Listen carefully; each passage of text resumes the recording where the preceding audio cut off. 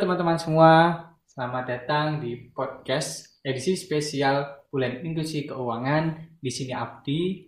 Pada kali ini kita akan membahas terkait keuangan milenial. Kini sudah datang narasumber kita yang sangat kece, yaitu Mas Bukhori. Halo teman semuanya, halo Mas Abdi. Halo Mas. Oke, buat teman-teman nih yang belum kenal Mas Bukhori, beliau adalah wakil ketua dari organisasi ekonomi yang berada di tingkat regional Jawa Tengah. Jadi begini nih Mas, kita nih sebagai anak milenial pastinya tidak bisa terlepas dengan yang namanya keuangan. Pasti. Nah, lalu gimana sih caranya biar kita anak-anak milenial ini bisa mengelola keuangan? Karena ya kita tahu lah keuangan tuh penting nggak sih gitu buat dikelola gitu. Nah, kira-kira gimana tuh? Siap. Tapi kalau bicara penting nggak penting nih ya, sebenarnya penting bro. Penting. Jadi keuangan itu nggak bisa lepas dari kita manusia. Baik itu anak kecil, anak muda, dewasa itu tetap akan sentuhan sama keuangan. Nah, yang bakal bedain itu ini terencana nggak, keuangannya bener nggak, kayak gitu. Jadi semakin baik kita paham pengelolaan keuangan, itu bakal masa depan kita lebih baik gitu, dengan hasil-hasil yang lebih baik. Karena kita tahu kita masuknya berapa, keluarnya berapa, harus bagaimana, kayak gitu bro. Jadi emang penting. Jadi sangat penting ya. Iya. Nah, itu gimana tuh caranya? Kalau bicara finansial itu nggak cukup sekian menit kita bahas, tapi sedikit akan saya bahas bahwa kalau bicara finansial itu sebenarnya ada 5 tingkatan finansial. Gimana tuh 5 tingkatan?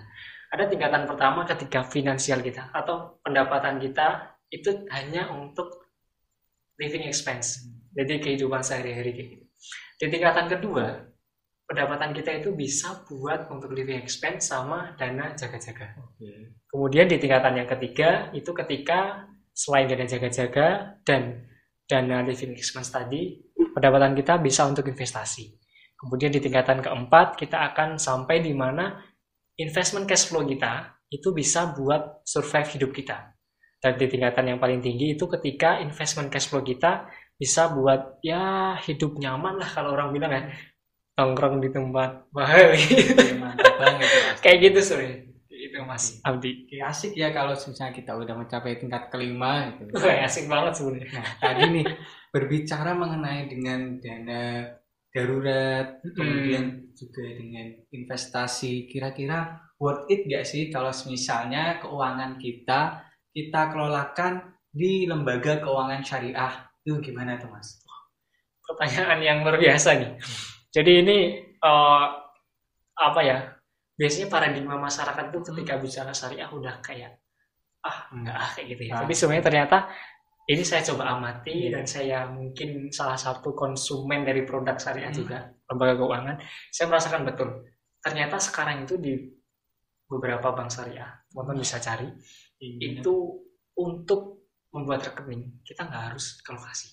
Nggak harus ke lokasi. Kita di kamar sambil mager foto-foto, siapin data, kita udah bisa punya rekening. Praktis banget ya. Praktis banget. Sekarang serba praktis bro. Nah, ada keunggulan lain yang sebenarnya tidak dimiliki oleh produk atau mungkin lembaga lain. Di bagian ini ada 2 diversifikasi, namanya akad titipan atau wadiah sama mudharabah. Nah, bagi milenial menurutku paling cocok ketika kita pendapatan kita belum tentu, tentunya kita butuh dana jaga-jaga, dan paling gampang kita punya rekening ATM. Nah, ketika di bank syariah di titipan wadiah ini, itu dana kita itu nggak kena charge per bulan. Jadi nggak kena charge per bulan. Jadi biaya kita per bulan berkurang karena charge kita di ATM, di rekening nggak ada. Jadi benar-benar nitipin, ini coba nitipin nggak usah kena charge gitu. Lo butuh apa, lo lebih enak pakai ATM, kemana-mana bisa. Itu yang wadiah cocok buat milenial ya. Kalau pendapatannya udah tinggi, monggo bisa pakai yang mudharabah. Kalau udah selesai kita tentang dana apa tadi, jaga-jaga Mas ya. Di dana jaga-jaga itu jangka pendek, ekonomi jangka pendek, kita bicara berbenah. Tapi kalau kita lebih panjang lagi, kita akan bicara investasi. Nah, investasi kalau di investasi kalau di dunia syariah, di lembaga syariah, itu justru lebih bagus karena perusahaan yang masuk ke indeks saham syariah itu lebih perspektif. Lebih selektif dia masuk ke situ. Jadi dia lebih tahan banting terhadap kondisi ekonomi yang ada kayak gitu. Itu keunggulan yang lebih daripada mungkin saham syariah, perdagangan syariah kayak gitu. So teman-teman, selain itu teman-teman bisa juga investasi sekarang bisa hanya dengan berapa? 10.000. Hanya dengan 10.000 Mas. 10.000 udah bisa investasi di reksadana. Silakan teman-teman bisa cari, itu sekarang udah gampang banget pokoknya untuk dunia investasi. Seperti itu Mas Adi. Oke, mantap sekali ya tadi udah dijelasin terkait bagaimana kita menginvestasikan keuangan kita di lembaga syariah, dan juga tadi ada investasi hanya sebesar 10.000 kita bisa membuka di reksadana. Oke nih, untuk terakhir bisa closing statement-nya Mas. Oke, karena waktunya emang singkat ya.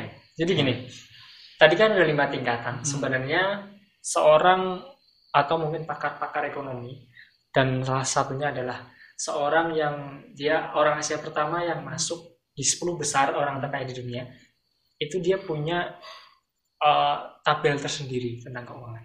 Nah itu untuk naik step 1 sampai step berikutnya dengan lebih cepat itu dengan komitmen untuk mempraktekkan tabel tadi.